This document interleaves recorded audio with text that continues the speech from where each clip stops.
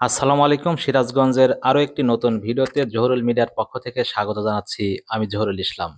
আজকে দেখতে পাচ্ছেন ভিডিওতে একটি গ্রামীণ চিত্র, অর্থাৎ সিরাজগঞ্জের শাহজাদপুর উপজেলার রাউতারা গ্রাম থেকে শুরু করে শাহজাদপুরের পোতাজিয়া ইউনিয়নের সামনে দিয়ে আমরা দিলরুবা বাসস্ট্যান্ডের দিকে এগিয়ে যাব।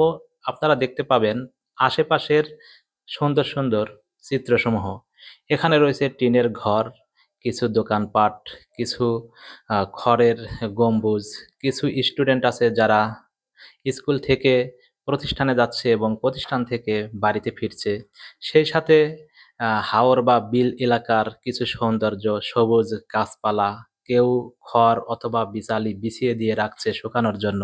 কিছুক্ষণ আগে বৃষ্টি হয়ে গেছে, কোনো একটা ছেলে আবার হাত ছেড়ে দিয়ে সাইকেল চালিয়ে সামনের দিকে চলে গেল। অর্থাৎ ছোট ছোট পোলাপান কিন্তু সাইকেল হাত ছেড়ে দিয়ে চালাতে পছন্দ করে অনেকেই, মানে ভাব নেয়, একটু ভাব নিয়ে চালাতে পছন্দ করে। এমন একটা দৃশ্য দেখলাম। এগুলো গ্রামে অথবা ছোট ছোট ইয়ং জেনারেশনের কাছে আমরা সাধারণত দেখে থাকি। আমরা যদি সামনের দিকে তাকাই, দেখবো বড় বড় পুল, বিদ্যুতের পুল পোতা রয়েছে। অর্থাৎ পারমাণবিক বিদ্যুৎ কেন্দ্র রূপপুর থেকে যে বিদ্যুৎগুলো সারা দেশে সাপ্লাই হবে, সেই বিদ্যুৎ কেন্দ্রের লাইন কিন্তু এইখান দিয়েও গেছে, এই বিলের ভেতর দিয়ে গেছে। এই যে আমার সামনে মোটা মোটা তার দেখতে পাচ্ছেন যে উঁচুতে, এই যে এদিকে দেখা যাচ্ছে, ঠিক এইগুলোই সেই রূপপুর পারমাণবিক বিদ্যুৎ কেন্দ্রের লাইন। অর্থাৎ কিছুদিনের ভেতরেই এখানে বিদ্যুৎ পারমাণবিক কেন্দ্রের বিদ্যুৎ এসে সারা দেশ আলোকিত হয়ে যাবে। এগিয়ে যাচ্ছি সামনের দিকে। আমার ডান পাশে একটি সম্ভবত ঈদগাহ ময়দান।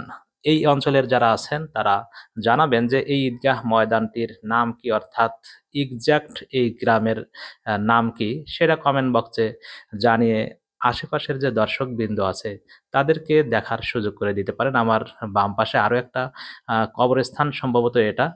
কবরস্থানকে অতিক্রম করে আমরা সামনের দিকে যাচ্ছি। কবরস্থানকে সামনে পেলে অবশ্যই একটি দোয়া পাঠ করতে হয়, আসসালামু আলাইকুম ইয়া আহলাল কুবুর।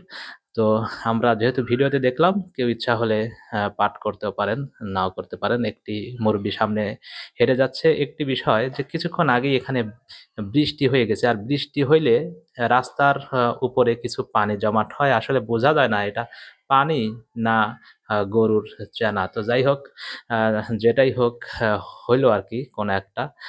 মাঝে মাঝে রাস্তা ভাঙা, কিছুদিন আগে হয়তো মেরামত করা হয়েছে, আরো মেরামত করা দরকার। মাঝে সেই ভাঙা রাস্তায় সেই আহ, পানিগুলো জমাট বেঁধে রয়েছে, আর দুই একদিন পানিগুলো জমাট বেঁধে থাকে। আমার সামনে একটি ভ্যান, আমরা ভ্যানকে অতিক্রম করে সামনের দিকে চলে যাচ্ছি। অনেকেই বিকেলে হাঁটছে এখন, আসরের সময় প্রায় হাঁটছে। হাঁটাহাঁটিগুলো বিকেলে গ্রামের মানুষ করে থাকে, শহরের মানুষও অনেকেই করে, তবে বিকেলে গ্রামের মানুষ অনেকেই হাঁটাহাঁটি করে থাকে। তবে বিশেষ করে মা বোনরা বিকেলে রান্না বান্নার কাজেই ব্যস্ত থাকেন একটু বেশি। আর ছেলেরা যারা আছেন, ভাইরা যারা আছেন, আঙ্কেলরা আছেন, তারা একটু হাঁটাহাঁটি করে অথবা বাজারে যায়, কেউ চা খেতে যায়। আপনারা যে যেখান থেকে দেখছেন, কেমন লাগছে আসলে সিরাজগঞ্জের রাউতারা থেকে পোতাজিয়া এলাকার যে দৃশ্যগুলো কেমন লাগছে কমেন্ট বক্সে কিন্তু জানিয়ে আপনাদের অনুভূতিগুলো ব্যক্ত করবেন। এখানে অনেক ছাগল দেখতে পাচ্ছি, ছাগলের ঘাস কাটা রয়েছে, অনেকেই ঘাসগুলো কেটে নিয়ে যাচ্ছে, আবার কেউ আসতেছে। রাস্তার দুই পাশেই দেখতে পাচ্ছি যে গ্যামা না কি জাতীয়, এ জাতীয় একটা ঘাস, যেটা গরু এবং ছাগল খেয়ে থাকে, সে ঘাসগুলো এখানে লাগানো রয়েছে। আপনারা জানেন যে সিরাজগঞ্জের শাহজাদপুর এলাকায় প্রচুর গরু, গবাদি পশু পালন করা হয় এবং এই এলাকার দুধ দেশ ছেড়ে রপ্তানি করা হয় দেশের বাহিরেও।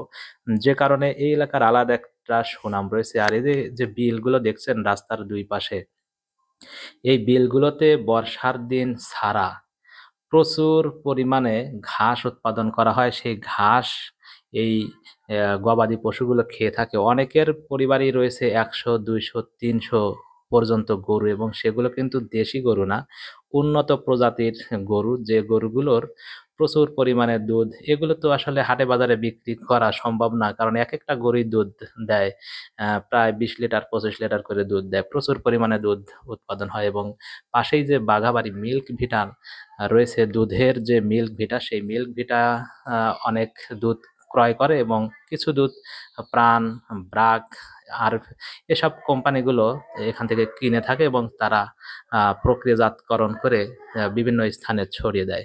দর্শক, আরো একটা ঈদগাহ ময়দান নাকি কবরস্থান জানি না, তা আমরা অতিক্রম করে যাচ্ছি। সামনে রাস্তার উপরেই কিন্তু বিদ্যুতের লাইনগুলো চলে গেছে। এখানে একটি কুকুর ডিওজি সাহেব এগিয়ে যাচ্ছে। পোতাজিয়া এলাকায় যত মানুষ গরুর ফার্ম করে তাতে ভেবেছিলাম রাস্তার দুই পাশে শুধু বিল্ডিং আর বিল্ডিং থাকবে, তবে টিনের ঘর দেখে তাদেরকে কিন্তু আমি অবহেলা করছি না। এটা একটা গ্রামের ছোঁয়া দেখা যাচ্ছে। গ্রামের মানুষগুলো আসলে এভাবে থাকতেই পছন্দ করে।